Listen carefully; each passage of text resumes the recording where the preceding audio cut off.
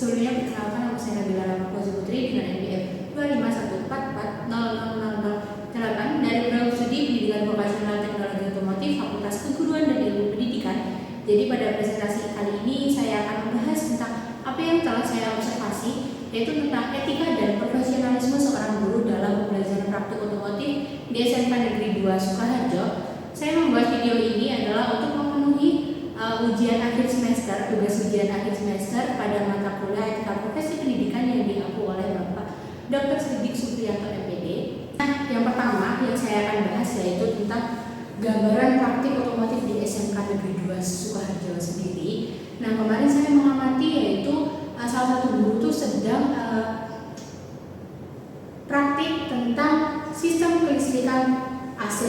Nah, apa aja sih yang dilakukan seorang guru tersebut? Nah, yang pertama itu adalah pengenalan komponen AC kendaraan kepada siswanya. Lalu yang kedua ada pemeriksaan rangkaian kelistrikan AC. Lalu yang ketiga ada pengukuran tegangan AC sendiri. Nah, itu menggunakan alat. Terus lalu yang terakhir atau keempat ini adalah mendiagnosis gangguan sistem AC pada kendaraan. Nah, tahapan pembelajaran apa saja sih yang dilakukan oleh seorang guru tersebut di SMK Negeri 2 Sukoharjo?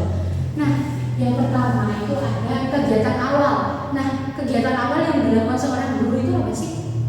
Nah, yang pertama adalah salam dan presensi. Jadi guru di SMK Negeri 2 Sukoharjo itu melakukan pembukaan atau kegiatan awal dengan presensi siswanya masing-masing. Lalu ada penyampaian tujuan pembelajaran. Jadi setelah presensi itu tuh guru menyampaikan kita nanti akan membahas tentang apa, lalu kita tuh nanti akhirnya tuh endingnya tuh diharapkannya seperti apa tuh sudah dijelaskan dari awal oleh guru tersebut. Lalu, nah ini yang sangat penting dan diterapkan di SMK Negeri 2 Sukoharjo, yaitu guru tuh selalu mengecek APD dan juga K3 siswanya. Jadi sebelum praktek itu tuh guru melakukan briefing. Nah, di briefing tersebut guru itu mengecek siswa A, siswa B, atau siswa C itu sudah menggunakan APD dan sesuai SOP yang ada di BK tersebut nggak sih? Seperti itu. Terus yang kedua ada kegiatan inti. Nah, kegiatan inti ini adalah yang dilakukan guru itu penyampaian materi oleh guru. Jadi di kegiatan ini sebelum praktik itu tuh guru menyampaikan materi, materinya apa saja dan yang akan dibahas pada hari ini itu apa saja. Jadi materi teori lah istilahnya teman-teman. Terus yang ketiga ada praktikum. Nah, setelah materi itu tuh dilaksanakannya praktikum. Nah, praktikum sendiri itu di SMK Negeri 2 Sukoharjo, gurunya itu membentuk sebuah kelompok atau tim. Jadi nanti misal nih kita di sistem AC. Nah, itu tuh di SMK Negeri 2 Sukoharjo ada beberapa stand AC. Nah, kelompok yang pertama kan per kelas itu ada 36 siswa dan itu dibagi menjadi 6 kelompok. Jadi itu nanti per kelompok itu ada jobdesknya sendiri-sendiri seperti itu. Lalu, nah ini terakhir teman-teman adalah kegiatan penutup. Nah, apa sih yang dilakukan guru di SMK Negeri 2 Sukoharjo itu? Nah, itu adalah evaluasi hasil praktik. Nah, kalau sesuai dengan observasi saya kemarin, itu tuh yang dilakukan guru atau capaian dari praktik tersebut itu adalah hasil atau nilai akhir siswa. Jadi titik keberhasilan seorang guru dalam menyampaikan materi itu dilihat dari keberhasilan siswa melakukan jobdesk tersebut. Lalu yang kedua adalah refleksi pembelajaran.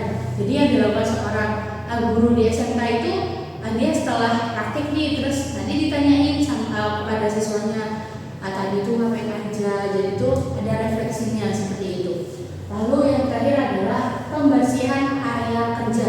Nah, guru itu sebelum mengakhiri dia memastikan benar-benar kalau bahan ajar atau bahan praktek yang digunakan, lalu tempat kerja itu harus steril dan bersih. Seperti itu. Lanjut. Oke, kita masuk ke dalam inti adalah tanggung jawab moral dan sosial guru di SMK tersebut. Nah, itu yang pertama adalah keteladanan guru di SMK itu adalah yang pertama gurunya itu disiplin dalam bekerja. Jadi misal masuknya jam 6:30, itu tuh guru udah datang dan absen kan ya teman-teman. Nah itu jadi di SMA Negeri 2 Sukoharjo itu ada apel. Nah setiap wali kelas itu wajib mendampingi siswanya untuk melakukan apelnya. Terus berdasarkan guru yang saya wawancarai kemarin, itu tuh dia selalu melakukan briefing pagi kepada siswanya sebelum memulai materi atau bahkan praktik. Nah terus ada juga yang guru itu tuh harus kasih pemanasan kepada siswanya. Jadi sebelum praktek dia tuh mewajibkan atau menyuruh siswanya itu untuk berputar sekolah 2 kali. Sedangkan SMK Negeri 2 Sukoharjo itu cukup luas. Nah tujuan dari guru tersebut adalah ingin supaya siswanya itu nggak kaget di dunia industri nanti seperti itu, dan ingin siswanya sehat. Lalu ada mematuhi SOP dan K3. Nah guru di sana itu sangat-sangat memperhatikan SOP, memperhatikan K3 yang ada di dalam bengkel atau ruang praktek seperti itu teman-teman.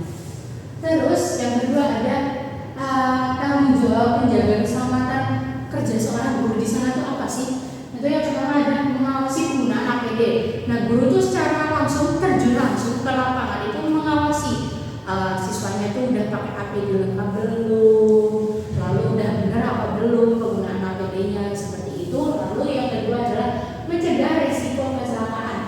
Nah cara guru di sana adalah mencegahnya itu dengan cara memastikan kalau siswa itu benar-benar menggunakan APD dengan tepat.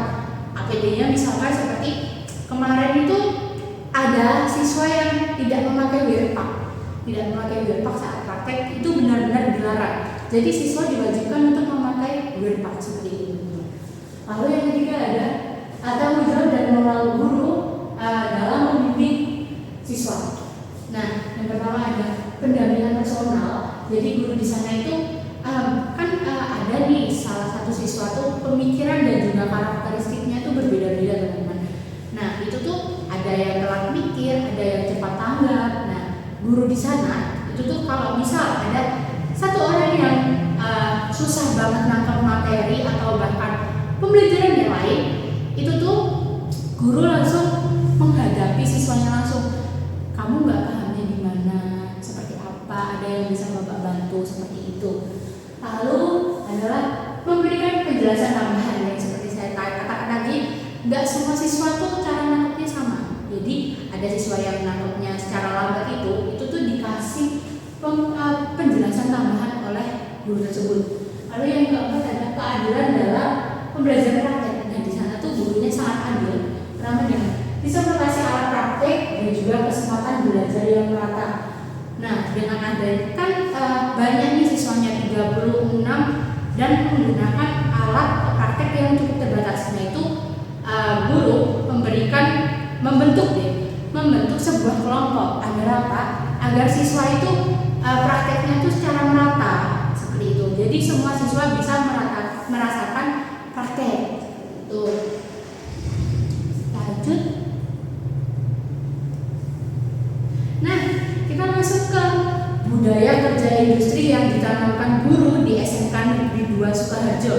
Nah, yang pertama ada disiplin waktu. Nah, tentu saja orang sebelum masuk atau sebelum praktek saja guru mewajibkan untuk lari. Itu pun kalau ada yang telat, dia tuh nggak cuma lari 2 kali teman-teman. Jadi ada vandalismenya. Guru memberikan bahkan 5 kali lari. Seperti itu. Lalu yang kedua ada tanggung jawab. Tanggung jawab apa? Tanggung jawab dalam merawat area kerja. Lalu tanggung jawab kepada dirinya sendiri dengan cara apa? Dengan menggunakan APD yang baik. Seperti itu. Lalu yang ketiga ada kerjasama tim. Nah, kerjasama tim ini dibentuk melalui pembentukan kelompok. Seperti itu. Lalu yang keempat ada budaya antri alat praktik. Nah, dengan alat praktik yang sangat-sangat terbatas, itu kan juga menanamkan sifat kepada muridnya untuk budaya antri kan. Lalu yang kelima ada menjaga kebersihan bengkel. Nah, menjaga kebersihan bengkel dengan cara apa? Itu tuh setelah akhir kegiatan itu dipastikan harus benar-benar siswa itu membersihkan area kerja. Jadi kan sama-sama menjaga, sama-sama merawat yang ada di bengkel tersebut. Lalu yang terakhir ada merawat peralatan praktik yang seperti saya sampaikan tadi. Lanjut. Nah, kasus etika pendidikan apa sih yang saya temui di SMK Negeri 2 Sukoharjo tersebut? Nah, yang pertama itu ada keterbatasan alat praktik menyebabkan sebagian siswa kurang aktif saat praktik. Nah, ini tuh sering terjadi karena misal 3 alat praktik harus berhadapan dengan 36 siswa. Kan tentunya tidak merata, walaupun dibuat kelompok, itu pun pasti di salah satu kelompok ada siswa yang pasif, ada siswa yang cuma melihat dan tidak mau mencoba langsung karena dia malu mungkin, lalu kedua dia tuh kurang percaya diri sama kemampuan yang dia miliki seperti itu.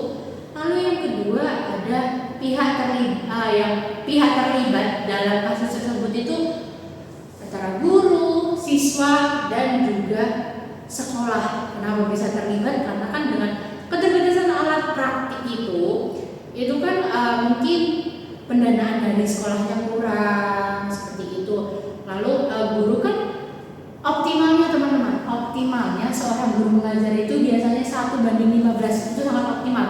Kalau 1:36 per kelas 36 itu mungkin sangat-sangat tidak optimal dan gurunya tuh pasti bingung, gimana ya saya harus menyikapi satu siswa saya seperti itu. Lalu nilai etika dalam kasus ini adalah keadilan dan kesetaraan kesempatan belajar. Kita akan bahas di selanjutnya.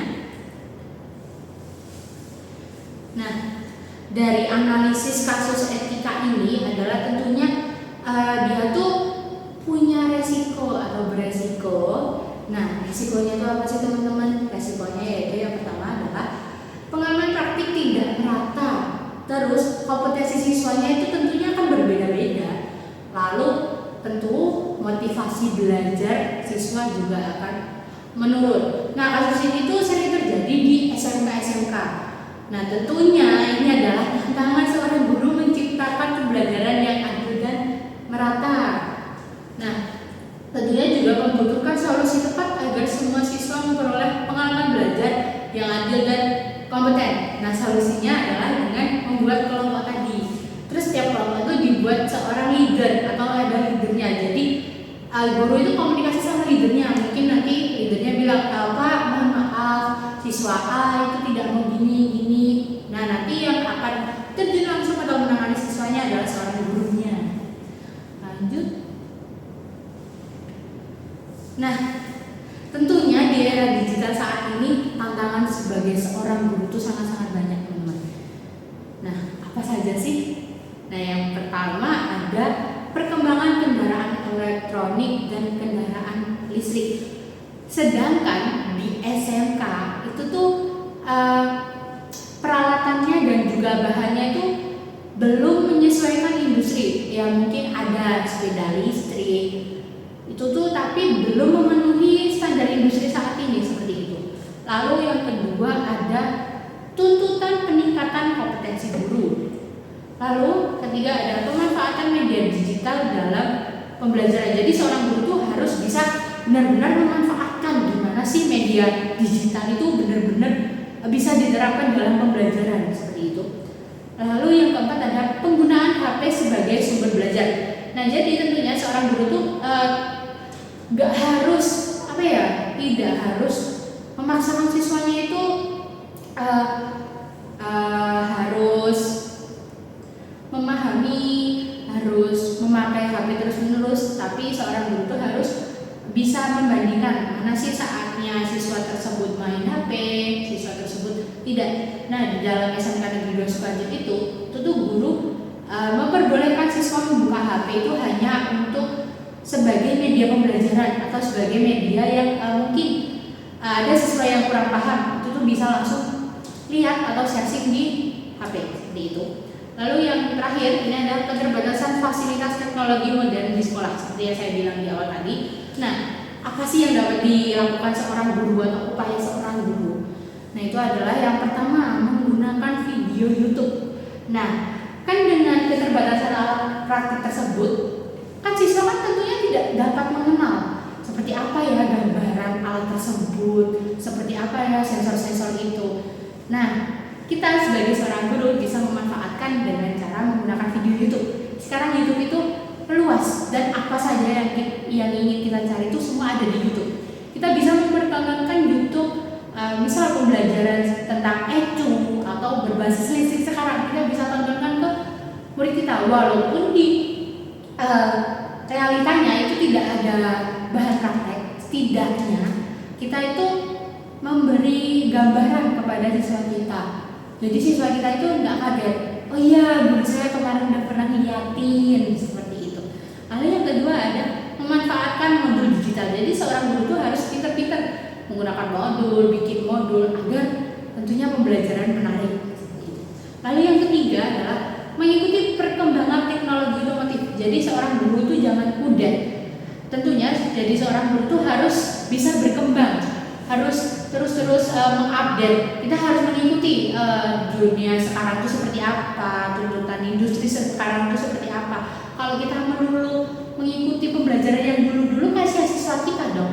Nanti siswa kita bisa di sekolah cuma dikasih pembelajaran profesional tentang bahan bakar yang dulu-dulu, dia tidak ada pembelajaran sama sekali tentang kelistrikan atau yang lain di era sekarang. Dia pasti nanti di industri, duh saya nggak tahu, guru saya nggak pernah mengajarkan itu, ya gimana ya, dan pasti bingung sendiri tentunya. Lanjut, kita masuk ke dilema apa sih yang sering terjadi di SMK Negeri 2 Sukoharjo, dan tentunya ada solusinya. Nah, yang pertama, dilema apa sih? Nah, itu dilemanya di SMK Negeri 2 Sukoharjo adalah alat praktiknya terbatas, semua siswa harus memperoleh pengalaman yang sama.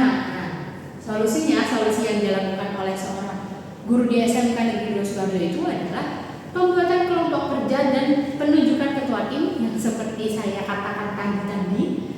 Lalu dengan itu kan merotasi penggunaan alat praktik secara bergiliran dan terstruktur.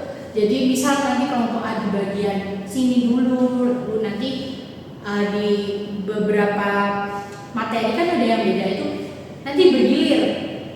Setelah jam ini kamu kesini, tapi dipastikan semua kelompok itu merata. Jadi satu kelompok bisa ada 6 orang, itu tuh semua siswa itu harus merasakan bagaimana sih pengalaman praktek yang nyata. Nah, alasannya tuh apa sih kok membentuk seperti itu, solusinya seperti itu?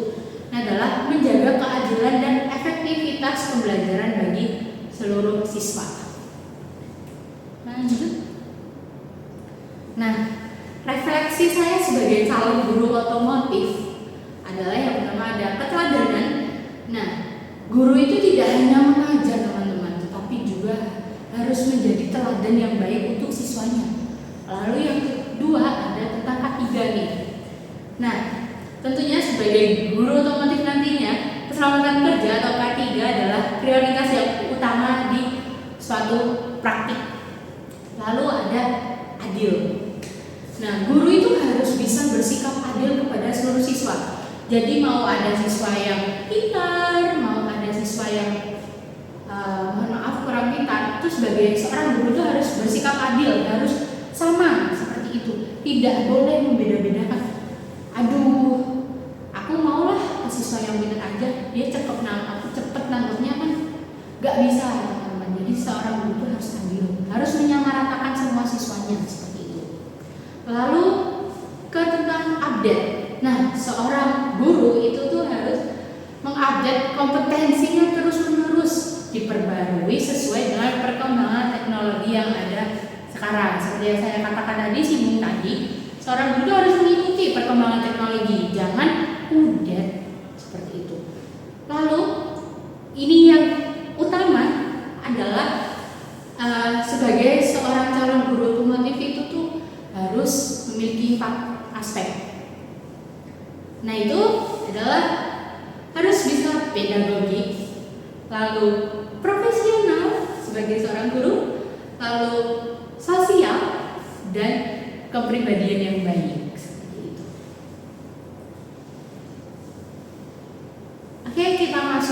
kesimpulan dan juga rekomendasi. Nah, kesimpulannya adalah di SMK Negeri 2 Sukaharjo ini gurunya itu tuh melakukan sebuah praktik itu adilnya dengan membagi kelompok, walaupun alat terbatas namun guru dapat memutar otak gimana caranya siswaku itu bisa belajar dengan adil, bisa belajar semua seperti itu. Dan di SMK Negeri 2 Sukaharjo itu penerapan K3 dan juga SOP dan APD-nya itu sangat-sangat diperhatikan oleh gurunya. Karena apa? Karena di SMK Negeri 2 Sukaharjo ini adalah SMK pusat keunggulan dan di program keahlian teknik kendaraan ringan ini itu tuh sudah bekerja sama dengan Daihatsu atau slogannya pintar bersama Daihatsu seperti itu. Lalu rekomendasi untuk guru. Nah, rekomendasi dari saya untuk guru itu tuh guru harus memperbarui terus kompetensinya. Misal bisa nanti lewat perkembangan kayak sertifikasi kah atau apakah, jadi mencari pengalaman yang baru dan terus harus mengupdate sesuai dengan perkembangan teknologi yang ada saat ini seperti itu.